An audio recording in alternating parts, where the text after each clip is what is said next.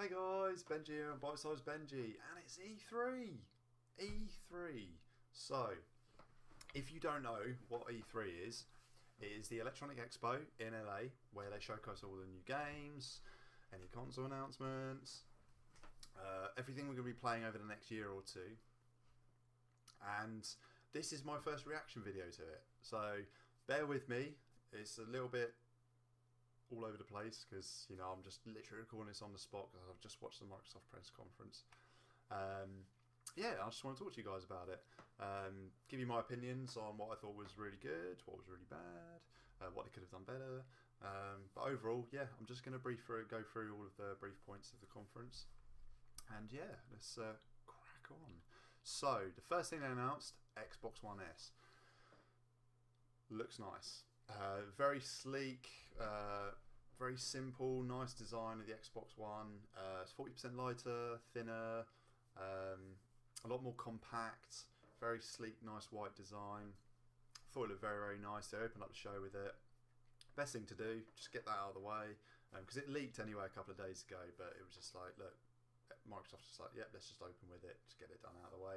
The price, I think it was $299, so I think over here in the UK, I think that would probably be £249, maybe $229, maybe $199, but we'll see how it goes over there. But yeah, just thought it looked really nice. I think it's out in August as well.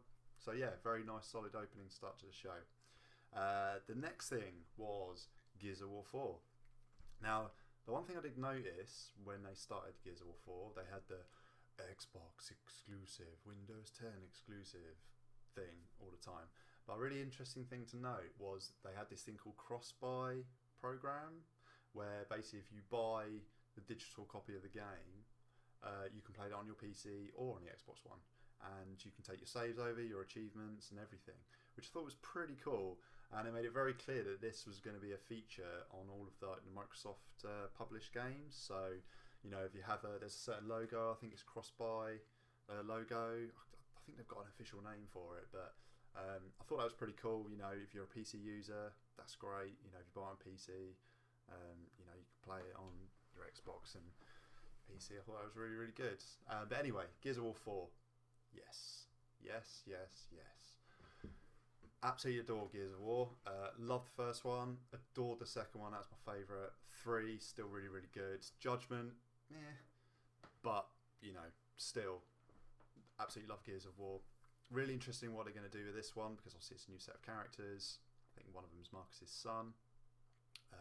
Don't know about the others, but it was one of those demos where it just looked stunning, absolutely beautiful, and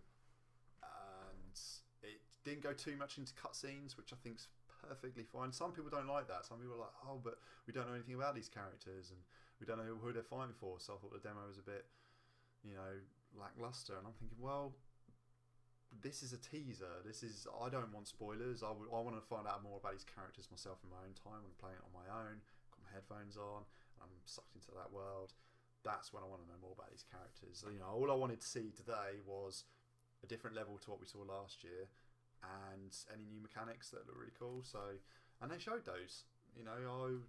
Fair play. It wasn't too long. It was about 5 minutes, I think it was, which is all it needed to be.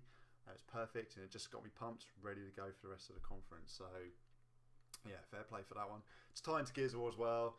Killer Instinct briefly came out on stage. They've been announcing a lot of characters for their games recently, like Rash, I think, from Battletoads, and the Arbiter from Halo. So they announced Ram from Gears of War 1, the big old bad guy from there, which is pretty cool. I mean, I don't play Killer Instinct, but, if you do, there you go, another character. I think it was free this weekend or this week, which is pretty cool. If you're into Killer Instinct, I think it's a nice bonus. And if you're a Gears of War fan, get Killer Instinct. So, yeah, it's really cool. Moving on to Forza Horizon 3. Now, a little bit about me and racing games. I love racing games. Ever since I was a kid, I love Formula 1 and stuff, rally driving and things. So, racing games have always been up my street. When I was younger, I used to be into the Gran Turismos, the Toka Race Driver, Colin McRae Rally, all those, the old school racing games. But as time went off, and I've kind of got more into the arcadey ones, so like Burnout and Sega Rally, and called, Split Second as well. You know, these racing games that just pumped it up to 10, and it was just like it was crazier basically. You know, Gone simulation. This is all fast, explosions everywhere. Just, you know, really you have to be a quick gameplay, and yeah, I was waiting for that game like that, because Burnout, obviously the last proper Burnout, Ultimate, you know, the Burnout Paradise, that was 2008. It's been a while, so waiting for that game to come along, and boom, Forza Horizon on the Xbox 360, absolutely brilliant. You know, Forza Motorsport's good, you know, for the simulation aspect, but Forza Horizon I loved because of the, you know, driving anywhere you want on, you know, across fields and like rally driving and through changeable weather and things. So Forza Horizon hit the spot for me, and then Forza Horizon 2 was just a stunning looking game, great graphics, great soundtrack, really good soundtrack, just great cars, and it was brilliant. It sucked me in for a couple of weeks. I just wanted to just drive around on that island and just get lost on it. So Forza Horizon 3, from what I've seen, Australia, it looks great. You know, it's in jungles, some sandy beaches, in the desert. You know, it's just all variables. They're just throwing it all in there, changeable weather on the spot. It looked great, absolutely brilliant. So looking forward to that. I think that's September, that one. So yeah, that's definitely on my list. What else they showed? They showed Recore. Now Recore was a game announced last year from the guy KJ Inafune. He created Mega Man, and I can't remember the guy's name, but he was involved in Metroid Prime. There's enough reason to get excited, and yeah, I like the look of it. It was a strange trailer because it was kind of like another teaser showing bits of gameplay but mixed with like cutscenes, like introducing all these different characters that can do different power-ups and things. And yeah, I thought it were really good. Definitely interested in it. It got me interested. They were showing lots of different game mechanics. I can't really remember them much at the moment, but it's something quite similar to Metroid Prime, which you'd expect with someone from Metroid Prime on there. So, but yeah, looked really, really cool. It's another game that Microsoft have got on their side, on their exclusive range. So, yeah, really cool on that one. What else is out? Sorry if I miss any of these games, guys. I am literally just throwing this video on there just to, you know, just getting a video out there sort of thing. So, you know, if it's a bit all over the place, do apologise. But, you know, I'm just going through some news, see what else there was. The Xbox One controllers, customisable ones, which I thought was pretty neat. Yeah, basically you can go on xbox.com and you can order like your own customized controller, like colours, like different colour D-pads and triggers. You can get your gamer tag engraved on the controller. Thought it was a pretty neat idea. It's nice of them to throw that in there in the middle of all these trailers, you know, just a quick 1 minute. This is how you can get a cool new controller. No, I don't want to come out on the stage and show and all this. No. Quick, flashy video, done, and done. So that was really cool. Dead Rising 4 was announced. Yeah, great. It was leaked, unfortunately, but, you know, Microsoft had on this stage, not exclusive.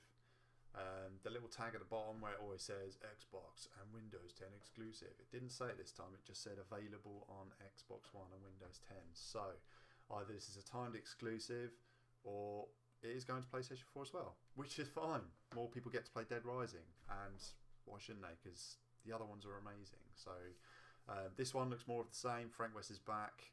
Not in a shopping mall, this was all outside, but I'm pretty certain you're going to visit the shopping mall at some point. Yeah, looked really cool. I mean, I didn't really play Dead Rising 3 that much, but I love number 1. Played a bit of 2. Yeah, it's great. Looked really, really good. Scalebound, don't think it's ready. It's not ready.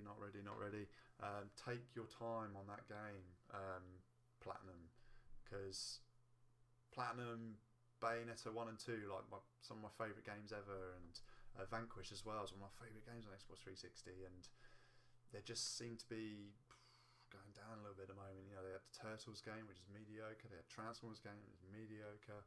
They had that Legend of Korra, I think that Avatar game, which was really, really, really poor.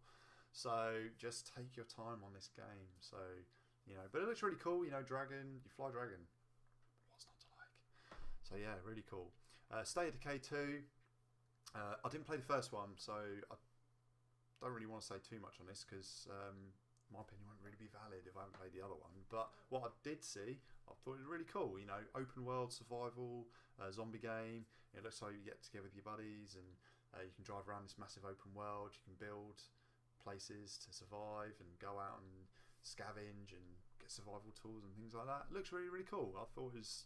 I'll definitely check out the demo. If they release a demo or something, then I'll definitely check that one out. Halo Wars 2, really good. I really enjoyed Halo Wars. I'm a big RTS fan of the old school RTS like Red Alert, you know, Command and Conquer, Total Annihilation. I'm a big fan of those ones. So Halo Wars was really cool on the Xbox 360. Worked really well on the controller. So yeah, I'm up for some more RTS on a console, and this one definitely I think will sort me out on that one. What else did they show? They didn't show Crackdown 3. That was a bit of a shame. Wanted to see Crackdown 3. I'm hearing that they have got it there at the show, so pretty sure there's going to be some gameplay videos coming out soon. But it would be nice to have seen it on the show floor, on the press conference stage, definitely. So yeah, shame on that one. Sea of Thieves. Don't know what to make of Sea of Thieves.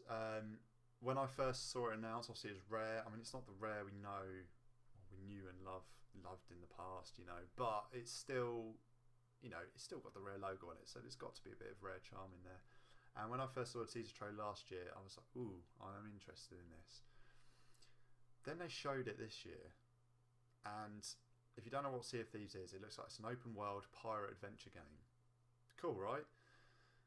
How do you muck up that premise? I know, with a stupid let's play video thing where you're not really showing the sense of adventure with some friends. It was literally cut so quickly. It was like showing one guy going, "Oh, my mast is in the way of my view." Then it showed someone saying, "Hey, in the water," and then someone else saying, "Get fire the cannon," and then it was all over the place. It just kept cutting over, and it was really loud. It was just like just all they had to do was just start off the video with just one person who walks onto his ship and then sails away, and then you see someone else, and then bring it in like that. It was just, yeah, it put me off, to be honest. Still interested, but definitely not as pumped for it as I was before, just because of that weak trailer. I think there are some things in there to like and to love, definitely. I mean, you've got your own ship, you know, you have ship battles, it gets destroyed, it sinks in the water, it looks really cool. You know, you have your own captain's like room as well with all your treasure and stuff. It does look really, really cool, but just the demo itself was just, yeah, it was very, very poor, unfortunately. What else did they show or not show? Can't remember. Yeah, I'm just going to wrap this up really into what they finished with. So, Project Scorpio. Now, if you don't know what this is the new Xbox console that is coming out at the end of next year. Now, I'm thinking, why did Sony suddenly not show Neo at E3? Is it because they've seen the specs of this beast and gone, we need to scale back production of it, and maybe we need to see if we can make our console more powerful, or just have a rethink in general? Because what this says to me is this is the next generation of Xbox. I think this is another generation of console. I don't think, you know, like you've got the PlayStation 4.5. Is this the Xbox 1.5? If you think about it, so, sorry, just quickly. So they announced Xbox Scorpio. They had a load of developers and publishers, like they always do, boast about how powerful this thing is. And some of the stuff they were saying, yeah, it sounds like it is a beast that can run full VR properly, like full Oculus Rift, HTC Vive, like you need a £2,000 PC. That's how powerful this thing sounds.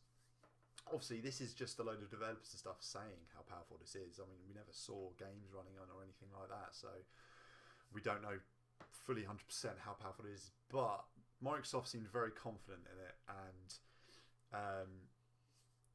I think it looks very exciting. The date that they've said for it is holiday 2017. Now, a lot of people are thinking, oh, but I don't want to change console mid-cycle. If you think about it, by the time it's next Christmas, 2017, that's 4 years since the Xbox One and PlayStation 4 were released. Now, a lot of people criticise the last generation for taking too long. Like, it was 7 or 8 years since we got the next generation. I think they're going full on the other way this time. Yes, okay, I think Xbox are obviously pushing this a little bit quickly because they're not going to catch PlayStation 4 up. It's as simple as that. I think they're about 20 million units behind. That's not confirmed. That's just me seeing news and stuff online. But they need to do something quite special, I think, to win some gamer backs, developers back as well, you know. And this, just like it's doing it, yeah, can't say too much on it because they haven't announced or anything other than Holiday 2017, the project name that it is. I personally think they're just going to call it an Xbox. You know, why Xbox 2? That just sounds weird. Xbox Zero, that just weird. Just Xbox. You know, I think that's what all they're going to go for. To save confusion, if you call it an Xbox 1.5 and all this point jargon, Xbox 4K, just Xbox. I think that's perfect. So yeah, I think Sony shouldn't be running scared. I mean, they've sold 40 million PlayStation 4s worldwide in the space of 2.5 years. That's pretty impressive. However, this is Microsoft we're talking about, and I'm pretty certain they don't like how they've been beaten to a pulp by Sony in the last couple of years. And Phil Spencer, ever since he's taken over Xbox, I think he's just done an amazing job in just turning it around, basically, just making it a games console, making it work for gamers as well. And I think with him spearheading this, I think they've got a really good chance next year of really pulling some of it back. And to be honest, just this year as well, I mean, we haven't seen the Sony press conference yet. We have yet to see what they're going to announce. They could just suddenly announce the Neo, you know, the 4K, whatever they're going to call it, and say, actually, we are going to say it's going to be out this year, and here is the date, here is the price. But we'll have to wait and see. Yeah, I mean, where does this put Nintendo? Who knows? We don't know, because all they're showing is Zelda. All they've got is Zelda at the show. I'm sure we're going to see other games and things like Pokemon Sun and Moon, but anyway, this is about the Microsoft press conference. So what did I think of it in total? Because I've seen all their press conferences all the way back to the early noughties, and I have to say it didn't get me massively pumped like the early Xbox 360 days. I'm talking like, you know, when Xbox 360 launched, and year after year, when they showed Gears for the first time, then they showed Mass Effect, then they had Assassin's Creed, then they showed Halo 3, then they showed Bosch. I could go on and on and on and on and on. It's not going to hit that level, but this was definitely the best press conference for this generation. Last year was still solid too, but I just thought how quickly they announced the games, how many games they showed, how many games they demoed on stage. Now that's brave of them to do, because games could always break, they don't work, or the controllers don't sync, or, you know, there could just be really embarrassing moments. Yeah, I just thought it was a really good, solid press conference. So I'm not going to score it. I don't want to score things out of 10 and stuff like that. I thought, you know, it was just a really good, solid press conference. Yeah, there was a few things that were a little bit off, like the Minecraft. There was a Minecraft segment in there. If you like Minecraft, it probably appealed, but not to me. It just dragged on a bit too long. Final Fantasy 15 demo was, just type in the Final Fantasy 15 demo Xbox E3 briefing, you'll see what I mean. It's just 3 minutes of mess. It's just no, they shouldn't have shown that at all, really, to be honest. But other than that, yeah, well done Microsoft. Good, solid press conference. It'll be over to Sony next, which will be tomorrow. Yeah, so that was my E3 talk about the Microsoft press conference. Sorry it's a bit all over the place. Haven't got time to edit it or anything, but you know, I still want to hear your comments and your feedback, and you know, any tips on what I could do to improve the videos, and things I might do a little bit annoying, but you know, that I could work on. But I just really want to do this, and I really want to try and get some more videos out to you guys, and just, you know, I just love talking about video games. So, you know, yeah, please comment, subscribe if you can. I promise you I'll be getting loads more videos up soon. Some of them might be like really raw, like filmed on my mobile phone. I'm planning on doing up my spare bedroom into like gaming, like man cave sort of thing, so I might try and do a vlog on that as well. And you know, yeah, just show you on my gaming adventure and me trying to, you know, get my gaming channel up and running. So yeah, really cool. We'll be doing another video for the PlayStation conference, which will be tomorrow. So yeah, look out for that one, guys. And yeah, happy gaming.